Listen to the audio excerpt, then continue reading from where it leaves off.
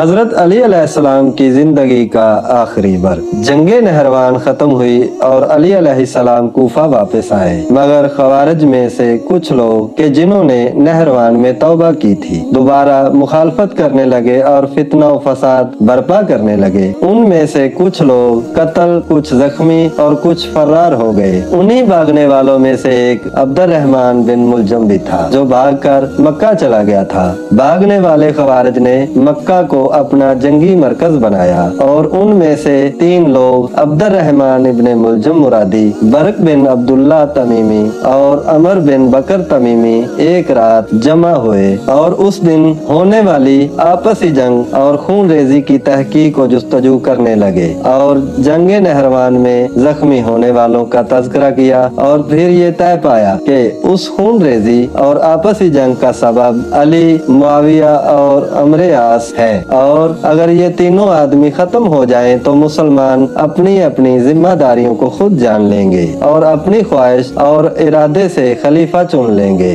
پھر ان تینوں آدمیوں نے آپس میں معاہدہ کیا اور اس سے قسم کے ذریعے مستحکم کیا کہ ان میں سے ہر ایک ان تینوں میں سے ایک ایک کو قتل کرے گا۔ ابن ملجم نے علی علیہ السلام کو قتل کرنے کا عہد کیا، عمر بن بکر نے عمرو عاص کو مارنے کا ذمہ لیا اور برق بن عبداللہ نے معاویہ کو قتل کرنے کا عہد کیا۔ اس سازش کا نقشہ خفیہ طور پر مکہ میں بنایا گیا اور تینوں آدمی اپنے مقصد کو ایک ہی دن انجام دیں، اس لیے رمضان المبارک کی 19ویں شب کا انتخاب کیا اور ہر شخص اپنا کام انجام دینے کے لیے اپنے اپنے مورد نظر شہر گیا۔ عمر بن بکر عمرو عاص کو قتل کرنے کے لیے مصر گیا، برق بن عبداللہ معاویہ کو قتل کرنے کے لیے شام گیا اور ابن ملجم کوفہ کی طرف روانہ ہو گیا۔ برق بن عبداللہ شام پہنچا اور معین شدہ رات میں مسجد گیا اور پہلی صف میں نماز پڑھنے کے لیے کھڑا ہوا، اور جب معاویہ سجدے میں گیا تو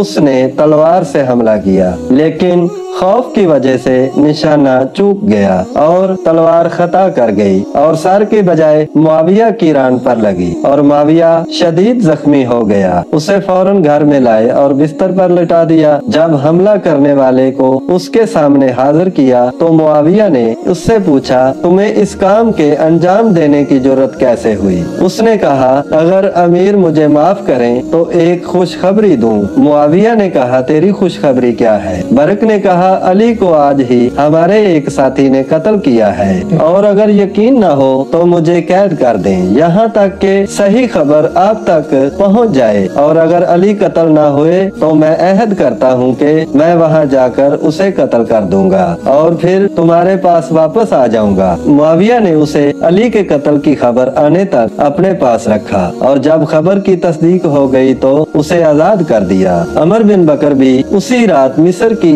مسجد میں گیا اور پہلی صف میں نماز پڑھنے کے لیے کھڑا ہوا، مگر اس دن عمرو عاص تیز بخار کی وجہ سے مسجد میں نہیں آ سکا اور خارجہ بن حنیفہ کو نماز پڑھانے کے لیے مسجد بھیجا، اور عمر بن بکر نے عمرو عاص کے بجائے اسے قتل کر دیا، اور جب حقیقت معلوم ہوئی تو کہا، میں نے عمرو عاص کو قتل کرنا چاہا اور خدا نے خارجہ کو قتل کرانا چاہا۔ لیکن ابن ملجم 20 شعبان سن 40 ہجری کوفہ آیا، اور جب علی علیہ السلام کو اس کے آنے کی خبر ملی تو آپ نے فرمایا، وہ آ گیا، اب اس چیز کے علاوہ مجھ پر کوئی چیز باقی نہیں ہے اور اب اس کا وقت بھی آ گیا ہے۔ ابن ملجم اشعث بن قیس کے گھر میں داخل ہوا اور 1 مہینہ اس کے گھر میں رہا اور روزانہ اپنی تلوار کو تیز کرتا رہا۔ وہاں پر قطامہ نامی ایک لڑکی تھی جو خود بھی خوارج میں سے تھی۔ جب ابن ملجم اس سے ملا تو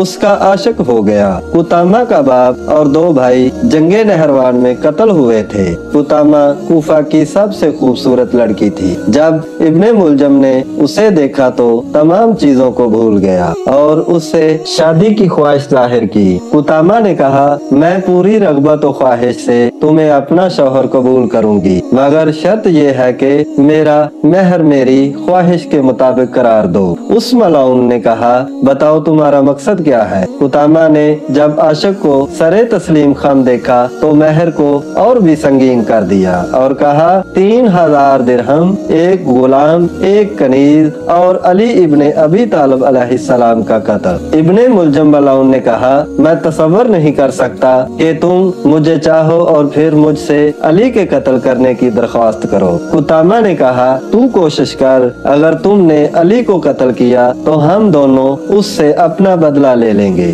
और फिर खुशी खुशी दिन बसर करेंगे, और अगर इस राह में तू मारा गया तो खुदा ने आखिरत के लिए जो सवाब तेरे लिए जखीरा किया है वो इस दुनिया की नेमतों से बेहतर और पायदार है। इब्ने मुलजम ने कुतामा को जवाब देते हुए कहा, तुम्हें मालूम हो कि मैं इसी काम के लिए कूफा आया हूँ। इमाम अली अलैहिस्सलाम और शब शहादत। हजरत अली अलैहिस्सलाम इस साल रमजान उल मुबारक में मुसलसल अपनी शहादत की खबर देते रहे थे, यहाँ तक कि रमजान उल मुबारक के वसत में जबकि आप मिंबर पर तशरीफ फरमा थे, उस वक़्त आपने अपनी दाढ़ी पर हाथ फेरा और फरमाया, शकी और बदतरीन दुश्मन इन बालों को मेरे सर के खून से रंगीन करेगा। इसी वजह से इमाम अलैहिस्सलाम अपनी उम्र के आखिरी दिनों में रोजाना रात को अपने बच्चों में से किसी एक के घर तशरीफ ले जाते थे। किसी रात इमाम हसन अलैहिस्सलाम के पास तो कभी इमाम हुसैन अलैहिस्सलाम के घर और कभी अपने दामाद अब्दुल्ला बिन जाफर जनाबे ज़ैनब कुबरा सलामुल्लाह अलैहा के घर तार करते थे और कभी भी 3 लुकमों से ज्यादा खाना नहीं खाते थे। आपके बेटों में से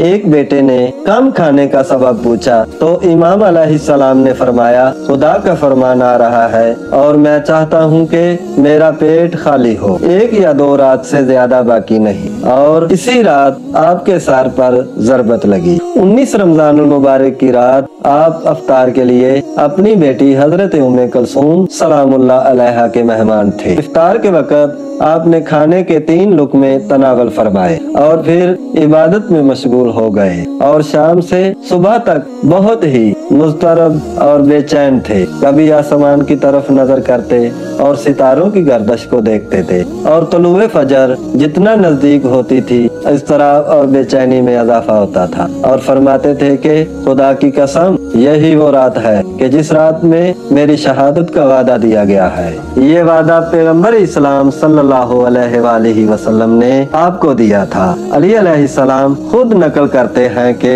पैगंबर इस्लाम सल्लल्लाहु अलैहि वसल्लम ने रमजान उल मुबारक की अहमियत और फजीलत के बारे में खुतबा इरशाद फरमाया और फिर खुतबा के आखिर में रोने लगे। मैंने अर्ज किया, ऐ रसूल खुदा सल्लल्लाहु अलैहि वसल्लम, आप रो क्यों रहे हैं? तो आपने इरशाद फरमाया, इस महीने में जो तुम्हारे साथ पेश आएगा उसको सोच कर रो रहा हूँ। मैं देख रहा हूँ कि तुम नमाज में मशगूल हो और दुनिया का सबसे शकी तरीन आदमी तुम्हारे सर पर ज़रबत मारेगा और तुम्हारी दाढ़ी खून से रंगीन करेगा। बिल आखिर करबो बेचैनी की वो रात खत्म हुई और अली अलैहिस्सलाम सहर की तारीकी में नमाज सुबह अदा करने के लिए मस्जिद की तरफ तशरीफ ले गए।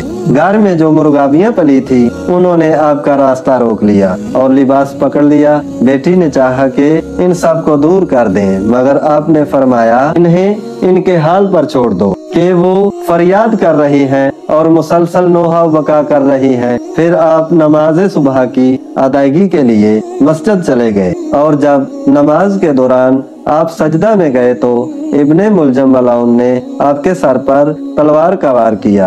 आपके सर से खून जारी हुआ और आपकी दाढ़ी और महराब खून से रंगीन हो गई। इब्ने मुलजम मलाउन की तलवार जहर में बुझी हुई थी, लिहाजा जहर का असर जिस्म में फैल जाने की वजह से 21 रमजान को नमाज सुबह के वक़्त आपकी रूह जिस्म अतहर से परवाज कर गई।